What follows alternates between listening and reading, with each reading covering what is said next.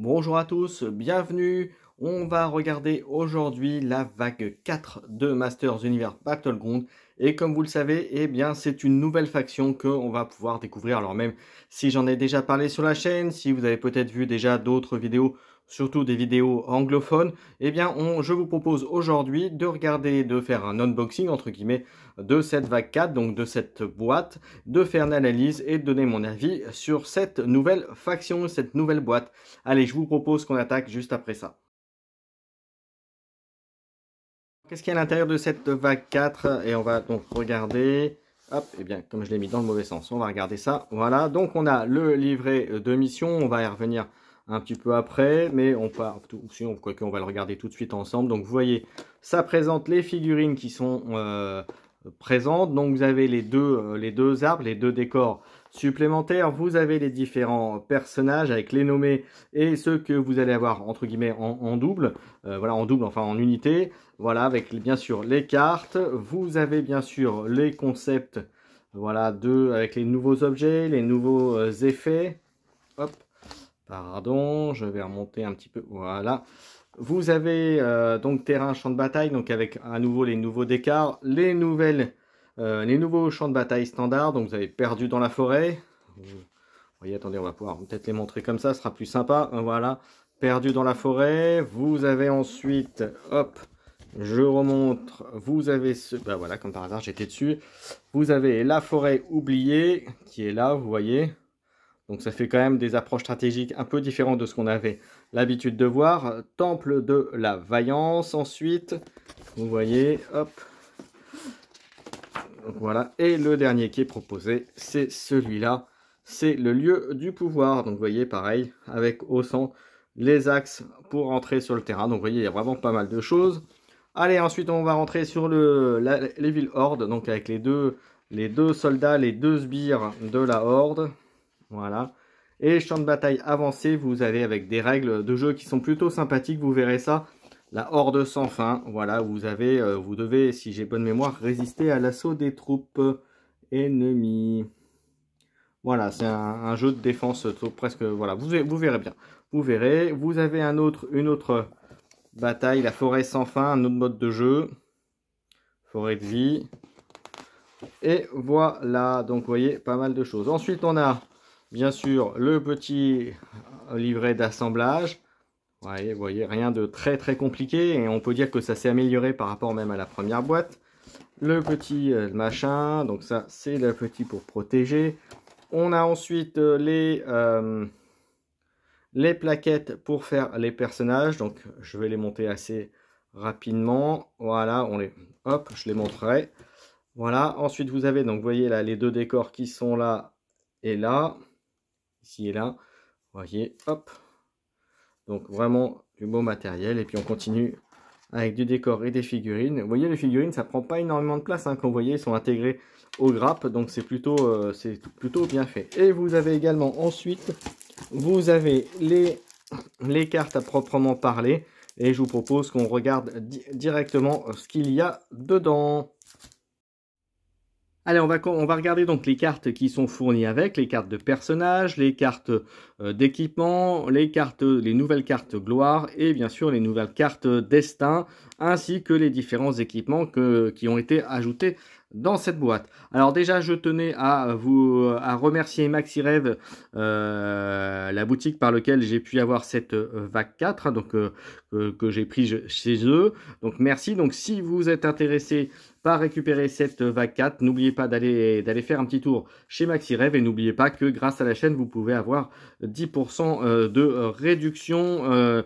Voilà, ça c'est dit si vous me dites que vous venez de ma part. Voilà, de la part de la chaîne. Alors, parenthèse étant faite, on va regarder les personnages. Alors, vous avez déjà vu les caractéristiques certainement passées, mais on va vous les redonner là. Alors, vous avez Hordak, il a choisi un allié avec une compétence Horde sans fin. Dans un rayon de 12, de distance de 12, et un ennemi dans un rayon de 16. L'allié interrompt Hordak, mais il agit comme s'il interrompait l'ennemi ciblé. Alors vous avez pu voir, si vous avez vu ma précédente vidéo lorsque je présentais un petit peu la vague 4 au moment où on avait les annonces de sortie, vous avez pu voir que sur le site d'Archon Studio, ils vous montraient quelques tips, quelques astuces, et notamment avec Hordak, qui permettait d'intervertir avec ses alliés et de pouvoir faire plein de choses. Donc ça, vous l'avez, donc le jeu vous ordonne cette capacité-là, qui demande un point d'action et un point de mana. Ça permet de faire pas mal de choses. Et la deuxième capacité qu'il a en complément fait qu'il gagne plus 1 de puissance et plus 1 de force, on va dire, pour chaque allié assommé jusqu'à un maximum de 3. Donc on va dire plus 3 si vous avez 3 personnages chez vous qui ont été éliminés, ce qui peut être pas mal. Et sinon au niveau stats, il a 5 points de vie, 3 de résistance, 3 de résistance magique, avec 3 de puissance magique, 4 d'agilité, on va dire, 3 de force de frappe et 5-8, ce qui fait voilà, il bouge plutôt pas mal. Au niveau des objets, on voit qu'il commence, donc vous voyez, il a quand même pas mal d'objets, pas mal d'options, et il commence avec le canon d'énergie qu'on verra tout à l'heure, à moins que je puisse vous le trouver tout de suite. Ouais, on le verra tout à l'heure. On va regarder d'abord les personnages. Donc vous voyez, hop, plutôt un leader qui est plutôt sympathique tout plein. Ensuite, le premier soldat, la Horde Trooper, donc un soldat de la Horde, l'exécutionneur Hordak. Lorsqu'un Horde Trooper est assommé, mélangez 2 cartes destin au hasard de votre défausse pour les remettre dans votre paquet. Donc ça, c'est plutôt bien. Et ça permet de compenser le fait qu'ils aient plus de personnages à jouer et du coup que ça peut partir plus vite. Et il peut avoir jusqu'à 2 Horde Troopers dans une même force, donc ça c'est plutôt bien. Au niveau des stats, on y voit qu'ils n'ont que 3 points de vie, mais vous allez dire comme on peut en avoir 2, c'est bien. 3 de résistance, 1 de résistance magique, 1 de puissance, 3 d'agilité, 3 de force, qui est quand même assez bien. Et 5-8, ça veut dire qu'ils ont une bonne mobilité. Donc ça, les troopers, vous avez vu le premier. Le deuxième, les mêmes stats. Voilà. Horde sans fin exécutionnaire. Et on va regarder si hop, c'est les mêmes. Voilà. Et on peut leur mettre quand même une arme de poing, une arme de distance et puis un objet. Donc, vous voyez, c'est exactement les mêmes stats. Mais voilà. Au moins, ils ont fait 2 figurines différentes, ce qui permet de les repérer plus facilement. On continue ensuite avec, pareil, dans la série des Horde Wraith, des spectres de la Horde. Pour la Evil Horde, lorsqu'un Horde Wraith de Spectre Horde est sur le point d'être assommé, il peut dépenser 2 mana pour changer de position avec un allié. Donc ça, c'est très très fort. Là encore, c'est une petite combo que vous avez pu voir sur le site d'Archon Studio. Alors, en anglais, donc qui vous indique que, voilà, que vous pouvez comboter avec d'autres persos et c'est plutôt très sympathique. Il peut y avoir jusqu'à 2 hordes spectres, 2 hordes Wraith dans une même force. Là encore, c'est des stats après similaires.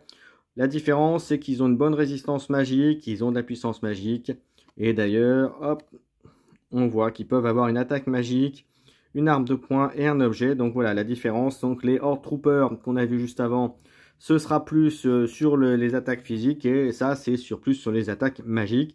Donc ça peut faire des bonnes combos derrière. Donc le deuxième, exactement les mêmes stats. Là encore, ils ont bien fait, ils ont bien distingué 2 figurines différentes pour ne pas se tromper sur la figurine. Au contraire d'autres jeux où on pourrait se tromper facilement. Là, ce n'est pas le cas. Ensuite, on passe à Catra. Donc la sorcière, donc vous voyez qu'elle a, elle a une fois par manche, lorsque Catra reçoit au moins une blessure, elle peut défausser une carte destin pour réduire le nombre de blessures reçues de 1. Donc ça c'est plutôt bien et cela m'appartient. Pendant son activation ou son interruption, Catra peut défausser une carte gloire pour gagner 2 actions. 2 points d'action ou une carte destin pour réaliser une action se déplacer gratuite de 2 hexagones. Donc ça c'est pas mal. Alors là encore, ce déplacement ne peut pas être interrompu. Alors là encore, c'est quelque chose que vous avez pu voir sur le site d'Archon Studio. Et il me semble que j'en avais parlé dans ma dernière vidéo lorsque j'avais présenté la vague 4. C'est là encore une petite combo qu'on vous a donnée sur Archon Studio. Donc allez voir. Archon Studio étant le créateur original, on va dire en langue originale du jeu. Et puis bien sûr, on peut remercier aussi Légion Distribution qui nous permet d'avoir ce jeu en français. Donc ça, c'est plutôt très bon. Merci à eux et merci aussi à MaxiRev qui le distribue dans sa boutique, qui nous permet de l'obtenir. Voilà, ensuite, deuxième héros. Alors oui, on a oublié de montrer le retour, voilà, qui elle sera avec le fouet de Catra, qu'on verra tout à l'heure. Et on voit quand même qu'elle a une corps à corps, une distance, un bouclier, et puis donc voilà, il y a de quoi faire avec. Il y a de quoi faire avec. Ensuite, Griselor. Griselor, eh bien lui, on voit qu'il a, après avoir défaussé une carte destin pendant une phase d'activation, gagné un mana. Et lorsque l'attaque ennemie assomme lorsque l'attaque ennemie assomme un allié, Grizzly interrompt l'activation ou l'interruption en cours. Donc ça peut être très fort. Et justement, on en revient à la combo qui était montrée par Akon Studio entre le spectre et lui, où un spectre se faisait éliminer. Et comme il avait deux actions, 2 mana, il a pu être interchangé, prendre la place du spectre, et avec comment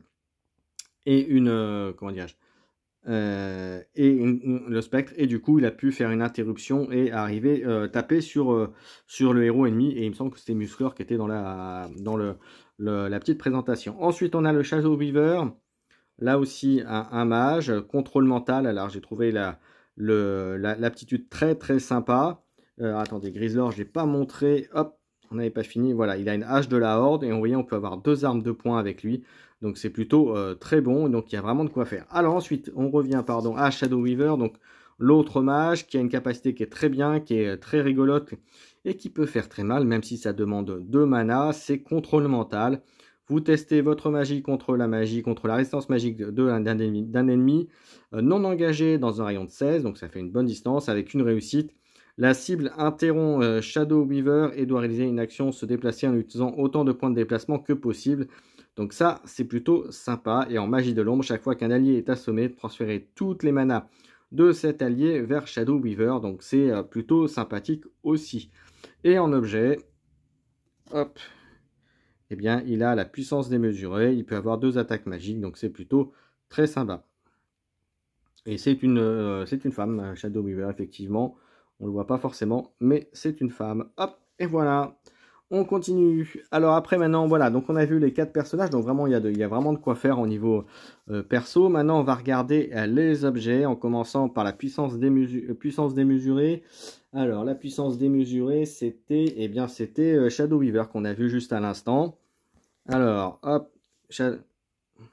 Alors, c'est une attaque qui tape à 16 plus 1 dé.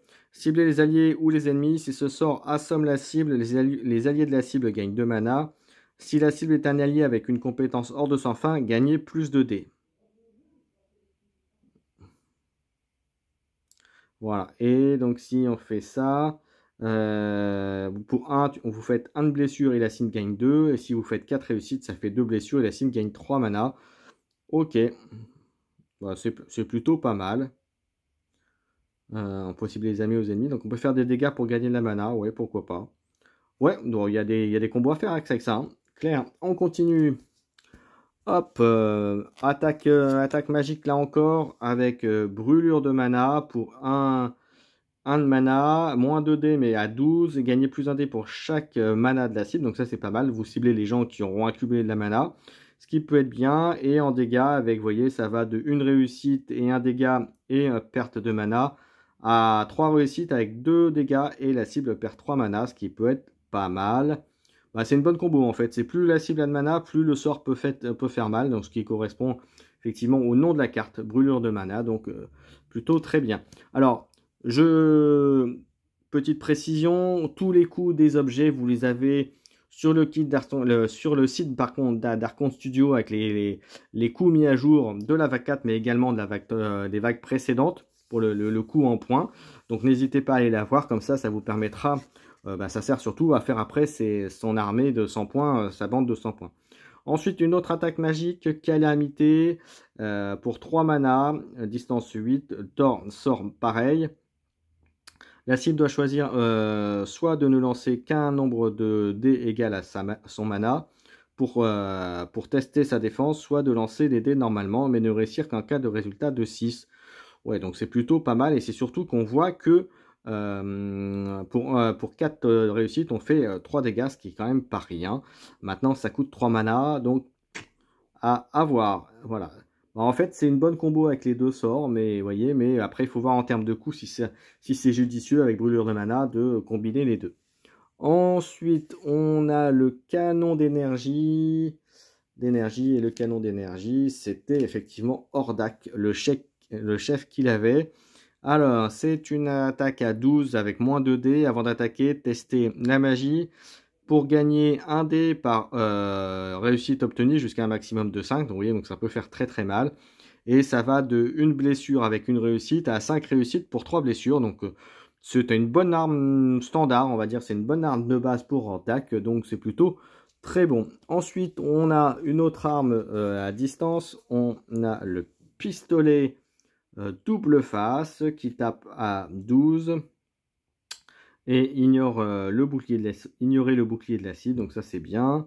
Et vous voyez, ça va jusqu'à 4 réussites avec 2 blessures et on retire le machin de la cible, l'icône de la cible, donc ça c'est plutôt sympa.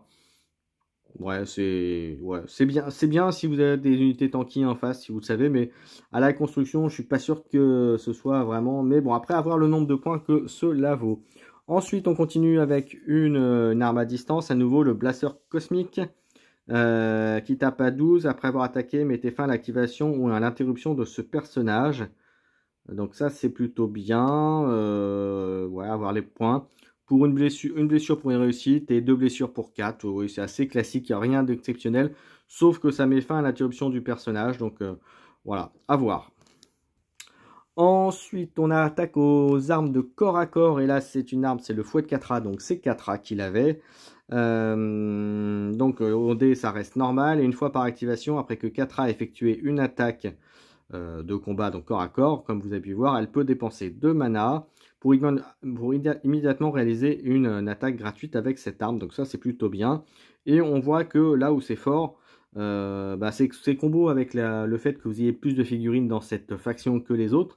Puisque là, vous voyez, avec 2 réussites, elle fait une blessure, elle pioche une carte de destin. Donc concrètement, une activation supplémentaire pour la bande. Donc c'est plutôt sympa.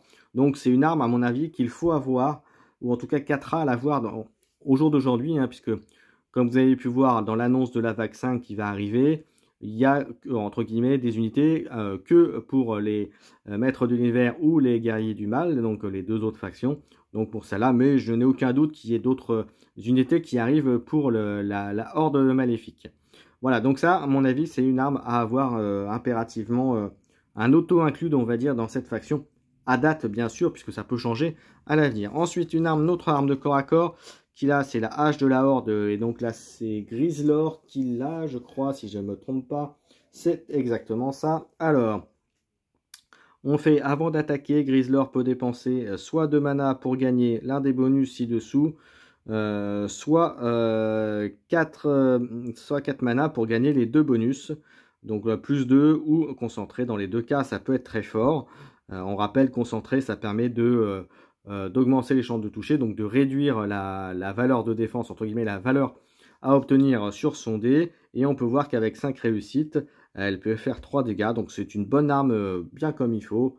Voilà, c'est une bonne arme de brute. Surtout que vous avez pu voir Grislor tout à l'heure, peut avoir 2 armes de corps à corps. Donc à voir. Ensuite, autre arme de corps à corps, c'est le bâton de la horde. Donc pas de modification de dés. Et lors de l'activation, gagnez une mana pour chaque allié assommé jusqu'à un maximum de 3. Donc ça, c'est plutôt fort. Et pour envoyer avec 3 réussites, on peut faire 2 blessures. Donc c'est pas mal. C'est surtout que c'est une bonne combo pour gagner de la mana en plus derrière. Donc c'est plutôt pas mal. Là, dans ce cas-là, c'est plutôt bien. Lors de l'activation du personnage, bien sûr, on précise.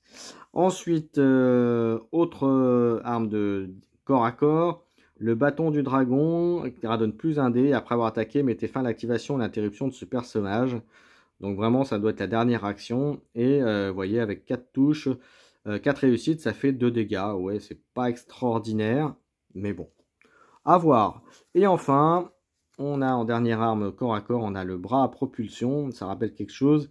Avant d'attaquer, défausser jusqu'à 3 cartes destin pour gagner un dé par carte défaussée. Donc voilà, et avec 5 réussites, vous pouvez faire 3 blessures. Donc ça, c'est plutôt bien. Vous voyez, au niveau équipement, il y a de quoi faire. Il n'y a pas encore un choix énorme pour la Heavy Horde, mais je rappelle que pour la constitution de votre liste, vous pouvez aussi aller chercher des cartes des autres factions qui sont déjà sorties pour les compléter. Alors bien sûr, pas des cartes propriétaires, donc c'est-à-dire liées avec un héros en particulier. Donc avec le symbole qu'on a vu tout à l'heure, qui est ce symbole là, qui, je vous le rappelle, dit qu'il ne peut être mis qu'avec le personnage sur lequel il est associé. Voilà. Ensuite, on a les cartes destin. Donc, il y en a deux cartes gloire, pardon. Il y en a deux nouvelles. Il y en a une à 8 d'initiative qui donne 2 actions, 2 mana. Et cette mission sera terminée si ce personnage revendique un objectif lors de la prochaine phase de maintenance. 10 points ou 1 point d'action. C'est quand même assez relativement facile à obtenir. Donc là encore, c'est une bonne carte de gloire. Et la deuxième carte gloire, 11 d'initiative, ce qui est bien. Une action, 2 mana. Cette mission sera terminée à l'attaque d'un ennemi. Si l'attaque d'un ennemi assomme ce personnage pendant la manche en cours, là c'est plutôt très bien. Et là pour le coup, c'est vraiment une mission plus pour effectivement, une gloire pardon, plus pour la horde maléfique, puisque avec plus de figurines, il y a plus de chances que vous puissiez remplir cette condition assez facilement. Voilà, ça c'était pour les destins. On va regarder les autres cartes gloire. Destin, pardon, là c'était la gloire, maintenant on fait le destin. Donc voilà, vous avez à 5. Voilà, je crois que c'est à peu près ce qu'on avait déjà dans les autres. Voilà, vous verrez ça. Voilà, je le montre assez vite, vous verrez. Oui, ça revient, je crois, de mémoire, ça ressemble à ce qu'il y a dans les autres. Il me semble que c'est le set de base. Ah, quoique, non, il y a vraiment des choses différentes. Donc, on va les revoir un petit peu en détail. Vous avez celle-là pour 5. Après avoir défaussé cette carte pendant une phase d'activation, donnez concentré à n'importe quel personnage. Focus ou concentré comme vous voulez à un personnage. 3 points d'action pour 5, c'est toujours bon à prendre. Ensuite, vous avez celle-ci pour 8. 1 point d'action, 3 manas, ce qui est plutôt très bien. Et après avoir défaussé cette carte durant une phase d'activation, donnez 2 manas à n'importe quel personnage. Donc c'est plutôt, oui, c'est combo, c'est complètement différent. Donc c'est des cartes que vous pouvez intégrer. Rappelez-vous aussi que vous pouvez intégrer ça dans les autres factions. Donc c'est très fort. Donc là, on voit que c'est intéressant d'avoir de toute sa collection de Masters of the Universe. Donc en prêt pour 6, 2 actions, 2 mana. Après avoir défaussé cette carte pendant une phase d'activation, piocher une carte destin. Donc ça c'est bien. Vous avez aussi celle-là pour 2. Mélangez 2 cartes destin prises au hasard de votre défausse pour les remettre dans votre paquet. Ça, c'est bien aussi dans l'optique du jeu où ça va cycler plus vite. Voilà. Une carte pour 4, 3 actions. Vous avez moins de 3 cartes destin. Piochez les cartes destin jusqu'à en avoir 3. Là encore, c'est très bien. Ça permet là encore d'activer bien ces figurines. Donc ça, c'est plutôt bien aussi. On a aussi pour cette 2 points d'action, 1 point de mana. Choisissez une carte destin dans votre défaut et remettez-la dans votre paquet. Donc vraiment, il y a des cartes pour avoir plus de cartes, pour aller repiocher, pour reprendre des... Ouais, c'est vraiment très combo et c'est une bonne optique de jeu pour les hordes maudites. Ensuite, pour 10, jusqu'à la fin de la manche, donc une action, un mana, jusqu'à la fin de la manche. Si ce personnage est assommé, donnez 2 mana à n'importe quel personnage ou un mana. Donc ça, c'est plutôt bien aussi. Et la dernière... 1, 2 pour chaque personnage assommé au cours de cette partie. Piochez une carte destin dans votre défaut jusqu'à un maximum de 3. Donc ça aussi, c'est plutôt très bon. Ensuite, on va attaquer la dernière ligne droite. On va faire les petites cartes. Alors, les petites cartes, voilà. On a la chauve-souris. Alors, explorer. Tester la magie +1 pour chaque ennemi dans un rayon de 12. Piocher une carte destin par... jusqu'à un maximum de 3. Donc ça, là encore, c'est très très fort. Alors ça nécessite 2 mana, mais c'est quand même très très fort le fait, encore une fois, d'aller chercher des cartes. Pour cette faction qui a plus de figurines, ça va être plutôt combo. Voilà, donc ça c'était la première. Ensuite, la harpe. Pendant n'importe quel test, ce personnage peut défausser une carte destin pour gagner 2 relances gratuites. Donc là, c'est fort. 2 relances gratuites, c'est quand même très fort. Maintenant... c'est tout le temps, donc c'est plutôt fort. Après, ça dépense une carte, mais bon, c'est un mal pour un bien. Si vous voulez être sûr d'obtenir un effet que vous n'obtenez pas ou que vous n'avez pas, c'est plutôt bien. Brassard de la Horde, chaque fois qu'un allié est assommé, gagner à concentrer. Ça, c'est plutôt très fort. Là aussi, ça me paraît dans les trucs très très bons. On rappelle que concentrer, ça fait plein d'effets. Hein. Sur le déplacement, vous êtes au maximum de déplacement. Sur les attaques, ça réduit ça augmente la puissance de votre attaque, donc c'est plutôt bien. Ensuite, masque de chat. À la fin d'une activation ou d'une interruption, changez l'orientation du personnage. Ça, c'est moyen parce que généralement, si vous savez un peu ce que va faire l'adversaire, il y a moyen de prévoir. Donc, je suis mitigé sur l'intérêt de cette carte. Et à mon avis, il y a mieux. Hein. Après, il faut voir le coût, bien sûr, hein, mais à mon avis, à mon sens, il y a mieux. Botte magique, pendant les interruptions, plus 1 au mouvement et plus 2 à la concentrée. Donc, ouais, là encore, au final, on voit que les interruptions, c'est pas si utilisé que ça, même si ça va le devenir un peu plus manifestement, notamment avec cette faction. Je suis pas super fan. Je pense qu'il y a de mieux à mettre que ça. Livre de sort d'Eldritch, après que l'attaque de ce personnage assomme un autre personnage, réalisez immédiatement une attaque corps à corps, distance ou magie gratuite. Ça, c'est plutôt fort. Mais j'ai envie de vous dire que cet objet, il sera mieux plutôt sur les adversaires de la Horde maudite. Mais ça reste un bon objet. Ensuite, armure de plaque, ce personnage ne peut pas être poussé ou tiré. Ça, c'est plutôt bien situationnel et ça dépend vraiment des équipes que vous avez en face. Est-ce que vous allez le mettre dans votre constitution des 100 points? Ça me paraît limite. Je suis pas sûr que vous ayez la place de le mettre. Après avoir le coup sur le coup des cartes, bien sûr. Et enfin, un bouclier du chat. Si ce personnage est la cible d'une attaque frontale, gagnez un mana. Ça, c'est plutôt très bien là aussi. Voilà, on a fini l'analyse de cette vague 4, pardon. Alors, moi, mon avis, c'est que pour l'instant, la faction est déjà très bien en elle-même. Il y a pas mal de petites combos à faire. Si en plus, vous vous permettez d'ajouter quelques objets ou quelques cartes destin, même s'il me semble que les cartes destin qui sont déjà fournies là, dans cette boîte, sont déjà plutôt bien, eh bien, vous avez de quoi faire une bonne faction, une bonne bande, et qui me paraît très tricky et plutôt solide.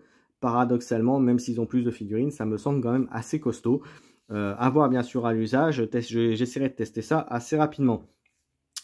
Prochaine vidéo pour Masters of the Universe Battleground, ce sera soit un rapport de bataille, soit une petite surprise en vous montrant les figurines montées, les 3 que j'ai pu récupérer. Donc, faire une petite analyse rapide sur ces trois figurines.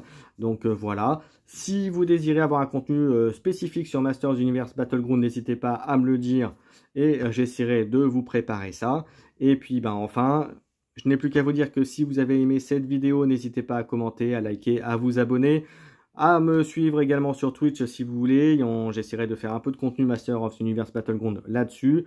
Et puis une dernière chose, c'est important d'ailleurs que vous mettiez aussi des commentaires pour le référencement et que les gens qui souhaiteraient avoir ce type de contenu puissent le trouver facilement. Et puis enfin, je ne peux que encore une fois remercier le partenaire de la chaîne MaxiRev par lequel j'ai pu obtenir chez lui facilement cette vague 4 Masters of l'Univers Battleground qui, je le rappelle, est fabriqué et fait par Archon Studio et distribué en France par Légion Distribution. Donc, on peut encore les remercier. Merci à tous de m'avoir suivi et on se retrouve bientôt pour plein d'autres contenus Masters of the Universe Battleground. Ciao, ciao!